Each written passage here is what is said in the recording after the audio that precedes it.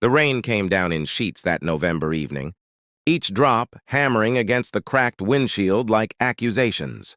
Sarah's hands trembled on the steering wheel, not from the cold seeping through her threadbare coat, but from the weight of the envelope sitting on the passenger seat. Pink, final, notice, eviction. The words blurred together through her tears, but their meaning was crystal clear. She had 72 hours to vacate the only home her daughter had ever known. Maya was 7 years old and believed in heroes. She believed her mother was one. Sarah didn't feel like anybody's hero as she pulled into the parking lot of Henderson Elementary School. 20 minutes late for pickup because the bus she'd taken from her second job had broken down. Through the rain-streaked window, she could see Maya sitting alone on the front steps, her pink backpack pulled over her head like a makeshift umbrella, still waiting, still trusting that her mother would come. That image would haunt Sarah for years to come, but not for the reasons she expected. "Mommy!" Maya's face lit up like the sun breaking through storm clouds as she ran to the car. No reproach, no complaint about the weight or the rain or the fact that her shoes were soaked through. Just pure, uncomplicated joy that her mother had arrived. Sarah's heart cracked a little wider. "I'm sorry, baby," Sarah whispered, helping her daughter with the seatbelt. "I'm so sorry." "It's okay," Maya said simply, producing a slightly damp piece of paper from her backpack. "Look what I made for you today. It's us in our house, see? That's you, and that's me, and that's our cat we're going to get someday." Sarah stared at the crayon drawing, at the stick figures holding hands in front of a house with a bright red door and a yellow sun overhead. The house they wouldn't have in 72 hours. The future that was being erased with each passing moment. She couldn't speak. She could only pull her daughter close and breathe in the strawberry scent of her shampoo, trying to memorize this moment before everything fell apart. That night, after Maya had fallen asleep clutching her favorite stuffed rabbit, Sarah sat at their rickety kitchen table with a calculator and a pile of bills that wouldn't stop growing. The math was simple and brutal. She was $800 short. $800 she didn't have, couldn't borrow, and couldn't earn in 3 days. She'd already asked everyone she knew. She'd already sold everything she could spare. There was nothing left. The coffee shop where she worked mornings had cut her hours. The cleaning service where she worked nights was struggling too. And Maya's medical bills from last year's pneumonia still hung over them like a sword. Sarah had been robbing Peter to pay Paul for so long that both Peter and Paul had given up on her entirely. She opened her laptop, an ancient thing held together with hope and duct tape, and began typing. It felt desperate and humiliating, but what else was left? She created a crowdfunding page, choosing her words carefully, trying to explain their situation without sounding like she was begging.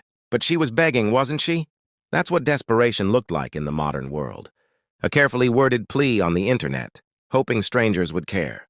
She set the goal at $800 and hit publish at 2 in the morning, then closed the laptop and tried not to think about the fact that she had no social media following, no network of comfortable friends who could easily spare $20 here or there. She had posted her story into the void and could only hope the void would somehow answer back. It didn't. Not the next day or the day after that. By the evening of the second day, her campaign had raised exactly $43 from 3 people. Her former co-worker, Lisa, who had sent 20 with a heartbreaking note saying she wished it could be more. A stranger who contributed $3, and someone anonymous who had donated 20. Sarah cried over that $43 like it was a fortune, because it represented something she'd almost stopped believing in. Proof that kindness still existed, even in small measures. But $43 wouldn't save them. Nothing would. On the morning of the third day, the day she had to be out, Sarah woke Maya early. "We're going on an adventure, baby," she said, forcing brightness into her voice that she didn't feel. "We're going to stay with Miss Patricia for a little while." Patricia was an older woman from her church who had offered her couch. It wasn't a solution, just a delay of the inevitable. Maya looked at her mother with those wise, too old eyes that broke Sarah's heart daily. "It's okay, Mommy," she said quietly. "I know things are hard right now, but we have each other. That's what matters." 7 years old. 7 years old and already understanding loss in ways no child should.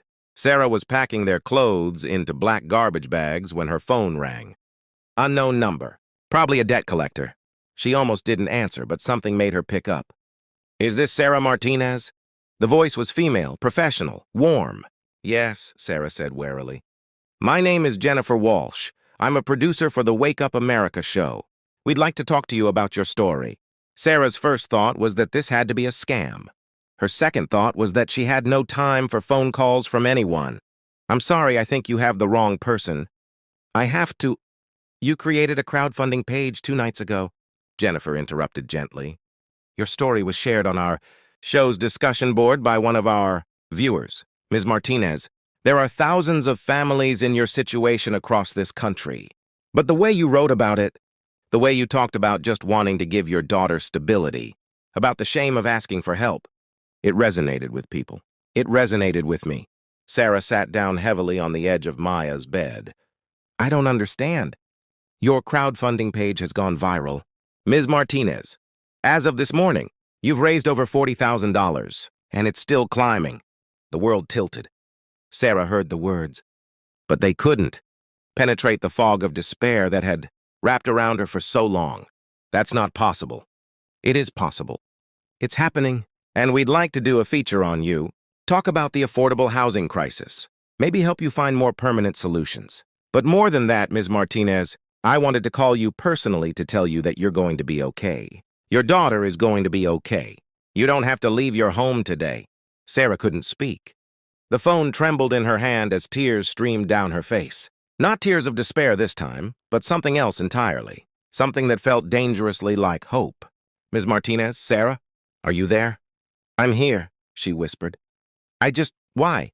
Why would people do this for us? They don't even know us." Jennifer was quiet for a moment. "Because your story reminded them of their own struggles. Because they've been where you are. Because maybe they haven't, but they know they could be. Because sometimes, Sarah, people are just waiting for a chance to be good. You gave them that chance." Over the next few weeks, Sarah's life transformed in ways she couldn't have imagined. The news feature led to job offers from companies who wanted to show they valued working families. A local real estate agent, moved by her story, helped her find a better apartment at a price she could actually afford, even setting her up with a stable rent agreement. A children's hospital where Maya had been treated forgave her remaining medical debt. The money from the crowdfunding page, after paying what she owed, went into a savings account for Maya's future. But the gifts that meant the most couldn't be measured in dollars. The letters that arrived from all over the country, from single parents and struggling families, and people who just wanted her to know she wasn't alone. The woman who drove 3 hours to deliver a box of children's books for Maya, the retired teacher who offered free tutoring, the mechanic who fixed her car for the cost of parts only, saying he'd been helped once when he needed it and was just paying it forward. Maya got her cat, a orange tabby from the shelter that she named Hope.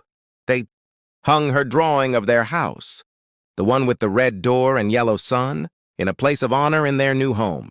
And every night before bed, Sarah held her daughter close and told her the truth, that heroes were real, but they looked different than expected. They looked like strangers who donated $3 they probably couldn't spare. They looked like coworkers who gave 20. They looked like thousands of people who saw a plea for help and decided to answer it. "Were you scared, Mommy?" Maya asked one night. "When you didn't know what would happen?"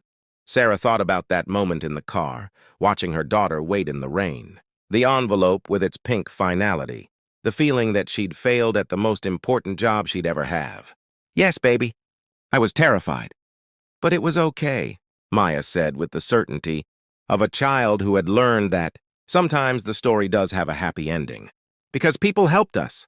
Because people are good." Sarah kissed her daughter's forehead, breathing in that strawberry shampoo smell, listening to Hope purring at the foot of the bed. Outside their window, the city lights twinkled like stars fallen to earth. Somewhere out there were all those people who had reached out to help a woman and child they'd never meet, who had given what they could because they believed in something bigger than themselves. "Yes," Sarah whispered.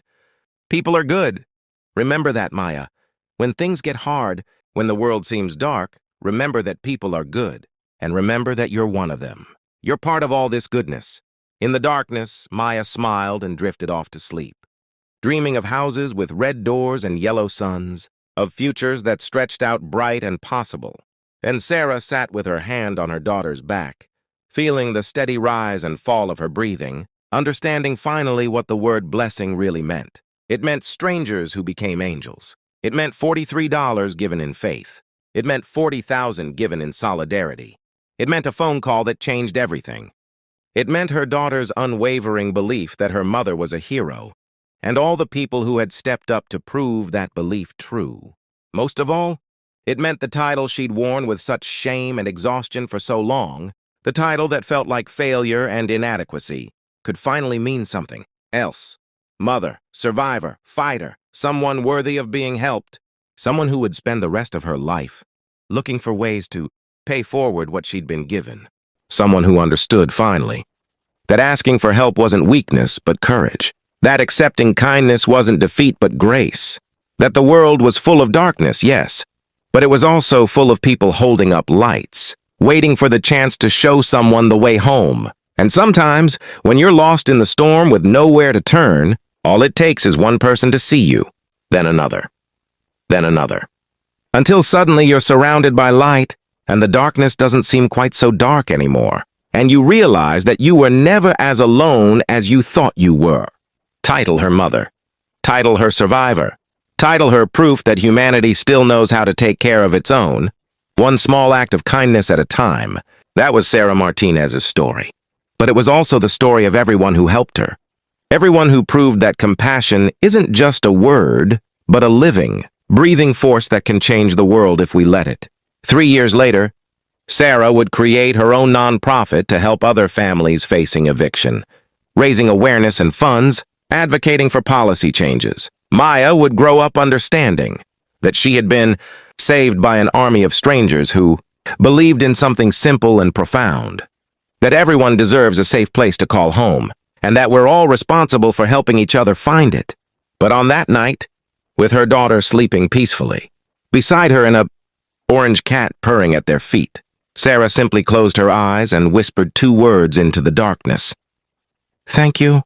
And somewhere in the universe, thousands of hearts that had reached out to help heard her and knew that their kindness had mattered, that they had mattered. That love, in the end, was still the most powerful force in the world.